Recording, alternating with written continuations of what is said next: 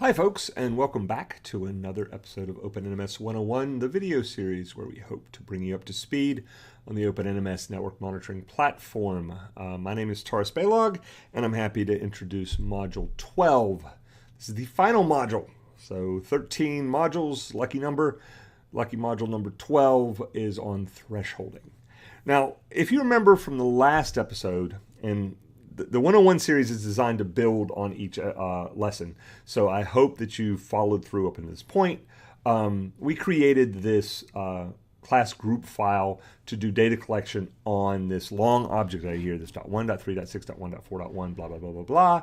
And we did that to collect on the output of a script we had done. We had run this script called class collect, where we basically did an output of, let me get rid of that without the mail message, where we just echoed a random number.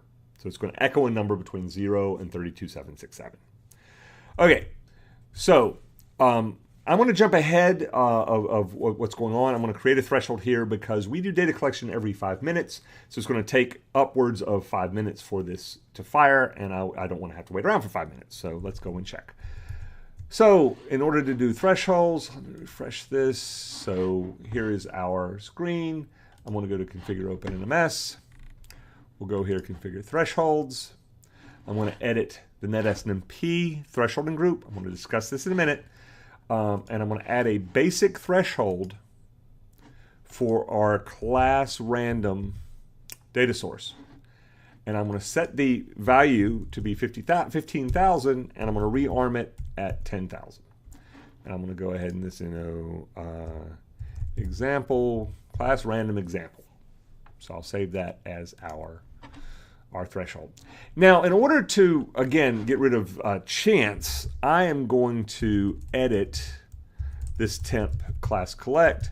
And instead of echoing random, I want to echo 20,000. Because I know 20,000 is greater than 15,000, so this should fire. Okay, so let's talk about thresholding. Now, there are 4 basic kinds of thresholds in OpenNMS. There's a low threshold. This is things like free memory. You know, you want a certain amount of free memory for your devices to be healthy, and so if the amount of free memory drops below a particular threshold, you want to fire a threshold event. More common is the high threshold. Let me know when disk space is exceeded. Let me know when temperature is too high, etc. Now, most network monitoring tools do low and high thresholds. If they do thresholding at all, those are the 2 main ones you do, low and high. We also add the idea of absolute and relative. Sometimes you want to know if a particular threshold changes by a given amount. For example, before eBay added all these cool little tools that you could get on your mobile app to let you know when people bid on your auction, I used to use OpenNMS to monitor my auctions, and I would have OpenNMS alert me when a particular value changed by, when a particular auction changed by a penny. So I'd set the absolute threshold to be 0.01 or 1 cent.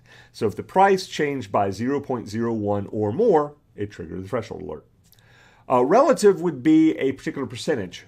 You know, let me know if a particular value happens to double. Say disk space utilization. If you're at 30% utilization and suddenly you're at 60% utilization, you might want to know about that, because unless you're expecting it, it might be unusual and you need to investigate. So 4 types of thresholds: low, high, absolute, relative. Now, thresholds come in 2 types. There's a basic threshold. In a basic threshold, you check the collected value against a particular value, a single value. And if that collected value is higher or lower, etc., if it meets one of the 4 kinds of thresholds, it'll trigger the threshold event. Expression-based thresholds are triggered against either a single value that has had some math applied to it, or against multiple values. For example, in the NetSNMP agent, they have a disk utilized threshold, disk utilized object ID. Hey, so you can find out it's 89% utilized, it's 62% utilized, it's just there. It's very, very nice. Other systems, such as say a Windows system, Windows supports the host resources MIB, which tells you the total size of the volume and how much is being used. in raw numbers. It doesn't give you a percentage. So you either have to set a threshold at 1 gig, 2 gig, 3 gig, etc., or using expression-based threshold, you can take the amount of disk space used, divide it by the total amount of disk space, multiply that by 100, and you get a percentage. And so we're going to discuss how those happen. Also, there's some thresholding concepts. The idea of a trigger. So let's take CPU utilization, for example. I might want to know if my CPU is at 100% utilization, because that could be bad. But let's say I have a system that occasionally hits 100% utilization. Normally it's around 50 or 40%, but every so often it may spike to 100. I may only want to get alerted. I may only want to get out of bed because my pager went off or my phone went off because of this condition if it's there for a certain amount of time. So you can set the trigger. The default trigger is 1. So basically, hey, if it violates the threshold once, boom, we create an alert. What you can do is you can increase that, though. You can say, let me know if it's 2 or 3 times. So in this case, it would have to be consecutive values that violated the threshold. So this way for CPU utilization, if you set it to 3, it would basically be roughly 15 minutes before you would get alerted. Now, rearm. This is, some people call this heuristics. It's the idea that, okay, we violated the threshold. Well, don't notify me again until it's dropped below a particular value. So the idea is, hey, the threshold's been triggered, but if it's floating right around the threshold, you may want to, don't trigger me every time it crosses the threshold. I have a little picture to demonstrate that. And then finally, remember UEIs, unique event identifiers. These are the events that get sent whenever something happens within OpenNMS. And so we have a default high threshold UEI and we have a default low threshold UEI. But suppose you want to create a custom UEI. At OpenNMS, we have a drink machine that I monitor. And I monitor how many drinks, I have an absolute threshold that says, let me know if a drink was sold. I'm just weird that way. I want to know if someone buys a Coke. Someone goes out and buys a Coke, I get an email and it tickles me to death. I'm like, haha, someone bought a Coke. So that's an absolute threshold. Let me know if the number of drinks in the machine has changed by 1 or more. And then I also have an expression-based threshold which says take the number of cans I've sold, subtract it from the number of cans I put in the machine, and let me know if that value is 3 or less. So that's a low threshold, an expression-based threshold. Because if we have less than 3 cans of a particular soda, I need to go add more cans. Now, getting back to this idea of a rearm. Okay, so here we have a graph. It's a very, very technical graph. We have this value, and it goes up and then down a little bit, and then up and then down a little bit, up and down a little bit. And let's say this red line represents the threshold. So right here, it crosses the threshold. So it's crossed the threshold, and it goes up quite a bit, and then it drops down below the threshold, and then it crosses the threshold again, then it drops down below the threshold. Some systems would trigger every time you cross the threshold, so I get a couple of alerts here. Well, if you set up a rearm value, which is represented by this green line, then this won't trigger again until the value drops below this green line. So if this value were to come back up, it would trigger again, but this is the first trigger, that is the second one that'll fire. This won't happen if we set up a rearm, because basically it can cross this line as many times as it wants, but until it's actually rearmed, it will reset a threshold. Now, I've prattled on for enough, so let's go over here and look at my status alarms, and I bet I have an alarm. Yay, look, I have an alarm. So I'm going to click on this guy. So you can see we have this default UEI, which is high threshold exceeded, and it tells us that the class random data source, which is described as class random example, hit a value of 20,000, where the threshold was 15,000 and a trigger of 1. This won't happen until it won't happen again until it is rearmed. And so this is an alarm. You can do all kinds of alarmy stuff with this.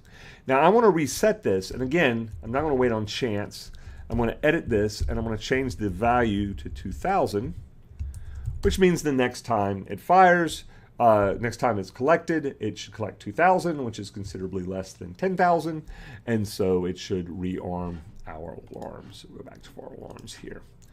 Okay, now while that's going on, let's talk more about what we did with thresholds. Okay, In the so you should be familiar by now with this idea of packages. The polar and the data collector both have this idea of packages. So for example, with the polar, you could collect, you could have 3 different packages. You could say you have a gold package, which polls a lot of services every 2 minutes. Then you might have a silver package, which just does, say, an ICMP check and checks HTTP running on every 5 minutes on a group of servers. Then you might have the bronze package, which just pings. You know, these are things I want to know that they're out there, but I don't really care that much about them, so I'll put them in my bronze package. We'll ping them every 10 minutes, and as long as I can ping them, I'm happy. So that's an idea of packages. In collectd, it's the same idea. So in collectd, it has this idea where I could poll every 5 minutes and do data collection every 5 minutes, and that gives me a particular graph, but maybe I have something I needed to collect faster. So I might want to collect every minute or every 30 seconds. Well, I could create a new package that does that. Now, we used to have a daemon. We used to have an actual separate process called threshd. Now, what would happen would be collectd would write to an RD file, and all threshd would do is read the RD file. There were a couple of problems with that. The first problem was synchronization. So let's say a threshold gets violated, but threshd checks the RD file just before it gets updated. So it checks the RD file, there's no threshold violation, it gets written, so now I have to wait 5 minutes. I have to wait some amount of time for threshold to be checked. And then the other thing was RD tool uses time value averaging. So if, let's say I had a value at 1 and for half of the time, and then I suddenly had a value of 10, then the value that actually gets stored in that little bucket, in that little time slice of the RD database would be something more like close to 5. It would be the average, the time collected average of that, and not the actual value collected. Well, this was stupid, so we got rid of it. We moved everything into collectd. So collectd checks thresholds when we do data collection. Now, the argument was made, why don't we just put the thresholds in the collectd configuration? And I argued against that because I may want to collect disk space utilization on everything, but I may want to set thresholds differently. So certain systems, maybe I'm used to them growing very, very slowly. So I might just want to know, hey, let me know when it gets to 98% utilized because I've got a couple of terabytes on this thing. 98 still gives me several hundred gig, so I can check it at my leisure and figure out where to free up some space. But let's say I have a mission critical system that tends to happen to balloon up quite a bit. I may want to trigger when it's at 80% or 75%, etc. And so what I can do is I can create new packages. And so I can put my filters on and I can say for these machines, I want to check the thresholds I want to set the threshold at 75%, and these other machines, I want to set them at 98. So here is a package called NetSNMP, and we created this package, NetSNMP, to limit checking of values that were only related to NetSNMP agents. Now, NetSNMP grew out of the University of California at Davis, so the object ID for that is 2021 and NetSNMP. So basically, this filter says, look for any service on an IP address of 0.0.0.0, where the node system object ID is like 1.386.1.4.1.2021, which is UC Davis, or 8072, which is NetSNMP. If so, I want to check this thresholding group parameter called NetSNMP. And that's just a group that we've put in the various thresholds we want to check. And this is very, very similar to collectd. If you remember collectd, we had these collection schemas. So we had the default schema, and in the default schema, we put our data collection groups, which was our class group file that we did. Same kind of thing here. We have these, we trigger, so the threshd configuration points to thresholding groups, which are in the thresholds.xml file. Now here's part of the NetSNMP group, but I'm not going to look at this XML. I mean, this XML is fine, it's valid. You can look at it if you want. It's an opt OpenNMS etc thresholds.xml. But what we're going to do is actually look at the GUI, because we have a GUI, and you don't have to do any of this on the command line. So I'm going to jump back. Just want to, oh, look at that. We hit it right at the time. So you notice that now we have, I reset the value to be 2000. So 2000 actually sent a rearm. So if I actually click on this particular event, you'll see it's a rearmed event. And so we got our rearmed event. And now you can see the rearm event cleared the threshold event. So kind of cool, huh? So getting back to our slides. So GUI. So again, here's our class group file. This is the data collection file. So it's in the data collection directory where we collect it on a data source called class random. Alias is just another name for data source. Alias is how we store it. And so we're storing this as a file called classrandom.rd. So getting back to the GUI, the way I do this is I went to configure OpenNMS. I found my thresholds. Here are my thresholding groups. There is no way in the GUI to create a new group. It's the only thing you can't really do through the GUI for thresholding. Instead, what you would do is edit the thresholds.xml file and create a null group. So you just create the group XML tag, hit this request a reload, and it would show up. Let's just go ahead and do that. So I'm just for an example, opt OpenNMS etc. I'm going to edit thresholds, and I want to go all the way down to the bottom. So let's go and grab this group. 1, 2, 3, 4, 5, 6, 7. Let me grab that. Put that here. I'm going to get rid of all the stuff in the middle. I'm going to call this class group. I'll save it. I'll go back to the GUI. I'll hit reload the threshold packages. And there we have our class group. So I just created a new group. And now if we edit it, it would put everything in the thresholds file. But I'm going to, instead, I went and edited this net_snmp. And so here's my GUI, and I went into the class random example. I added a basic threshold. I put class random again. I chose this data source to match the alias right here. So this class random alias right there. And I set it equal to 15,000 and 10,000 as the rearm. While we're here, I want to talk about a few other examples. Let me go back to the group. So here we have two high thresholds. We have one on the data source nsdis% and one on nsdis% node. Notice this data source type. This basically just tells OpenNMS where to look for the particular value. So if I go here, let me clear this. If I go to opt OpenNMS share rd snp 1, that's where our node 1 data is stored, and I do a list. And you can see here is all the node level data, here's some interface data, and here's that disk index. That is the generic resource that stores those values. And so that tells me where to look for a file called nsdis%. Now we also have one for inodes as well, nsdis% nodes. And so this tells you how many inodes are available. And then we have a relative change. The relative change is 33%. So we put a 1 in front of it. So it basically says if the value we just collected is more than 1.333 times greater than the previous value, trigger this alert. This lets me know that my dis percentage went up by 1/3. Again, I've never seen that actually. So it's a pretty conservative, at least in our network, it's a pretty conservative threshold. Now I wanted to show you something about this inodes one. I'm going to edit it. When we gather things out of a particular, when we gather this information, we're checking thresholds. You may want to ignore certain file systems. Let's say I have a read-only file system. Well, it's always going to be at 100% utilization. So I don't necessarily want to trigger on it. So you can use resource filters, and these can get quite complex. You can have multiple filters, and you can AND them together, or you could have a group of filters where if any of the conditions are met, you want to filter based on that. So if you look here, we have a filter operator of OR because we only have one filter, and we say, look at the NSDisk path name. This is a value we collect. And basically, this is a regular expression which says ignore any disk, do not do thresholds on any paths which are /proc, /sys, or /dev/pts.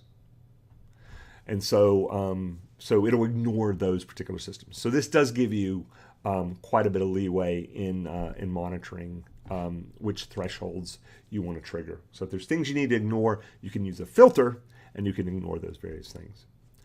Now I want to talk also about expression-based thresholds. So if I go over here, clear this. If I do an SNMP walk, so this value here, 1.3, this is 2021. This is a UC Davis object ID. This happens to be load average. So this is the 1 minute load average. The second instance is the 5 minute load average, and the third instance is the 15-minute load average. And notice this is 4, 4, and 11. Those are actually in hundredths. So if I do an uptime, you'll see that the load average is 0.03. So in this case, it would be 0.04, 0.04, and 0.11. Now, you could just know that, and you could say, hey, if I wanted to trigger, I could set up a basic threshold on that value, and I could say, hey, if I want to trigger at a value, a load average of 10, I put in 1,000. So it's raw. Basic expressions are raw values. But, you know, operators might be a little confused. You might be a little confused over that. So you can create an expression-based threshold. In this case, we took the load average, the 5-minute load average, and divided by 100. That gives us the raw values. So now instead of being 11, it would be 0.11. And so we could trigger now on 10 and rearm at 7.5. So now this load average will trigger if the load average ever gets above 10, and it'll rearm when it drops below 7.5. Now, the main reason for using expression-based thresholds is in this idea of what if I don't have, I need a percentage, but I don't have a percentage. What I have is a total and a usage. In this case, a swap. So we collect with NetSNP a data source called memory available swap and a memory total swap. So if we divide total by avail, total into avail, we get a percentage. And then we multiply by 100 to actually make it a percentage instead of being decimal. And so we could say, hey, let me know, in this case, a low threshold that says, let me know if the value drops below 10%. So if I have less than 10% swap left, triggers the alert, and it doesn't rearm until I've got 15%. So notice in a case of a high threshold, your rearm is going to be less than the threshold value, and that'll be reversed for a low threshold value. So has everyone got that? It's pretty straightforward. So what we did was, because we use NetSNP extends for our example here, we said, you know, it made sense to edit the NetSNP group. And then the NetSNP group has a list of basic thresholds, high and relative range thresholds based upon disk percent and inodes percent. We had some expression-based thresholds, load average and swap. And we added our class random threshold. So we had to know the data source. Everything else you can kind of pick from a drop-down. We're working on that. There is an open ticket on an open feature enhancement to allow you to pick that from a list. We set it to be 15,000, and we did the rearm at 10. And what we got the threshold alert. Again, we kind of cheated. We went and edited the script to enable us to do this, and we went ahead and showed how the rearm works. Now, I got one last thing I want to talk about in this lesson. And that is, I want to edit this threshold, and I want to do some custom UEIs. Custom UEIs can be, just make it a little easier to track a particular event. Now, high thresholds and low thresholds work fine. In fact, if you remember from our notifications module, you can actually filter notifications based upon parameters. One of those parameters would be the data source name. So if I had a high threshold and I wanted to make it specific to the class random data source, I could create a notification where I set the parameter equal to class random. What's easier for me conceptually is to just create specific events. And in this case, I just created a UEI for a high random threshold and a UEI for the rearm, the random threshold. Now notice the UEIs, if you remember, they are just strings. I try to organize them. So since this was an exercise for class, I did UEI.opennms.org/class. Then I created a tag here. I could have just put UEI.foo and UEI.bar, and as long as I knew what those were, I could create those. I'm gonna go ahead and save that. And now you can see we've got these triggered UEIs here, and we got our class random example. Now, if you click on that particular event, you can then do your own notifications. So I could create a notification based upon the high random event, another notification based upon the rearm random event. Now, where is that stored? Well, it turns out when I saved that in opt OpenNMS etc events, which is where all our events are stored. Let me make sure you guys can see that. We have this thing called programmatic events. And so the programmatic events, this file will get created if it doesn't already exist, and OpenNMS will create default events for you. So you can see here's my high random event.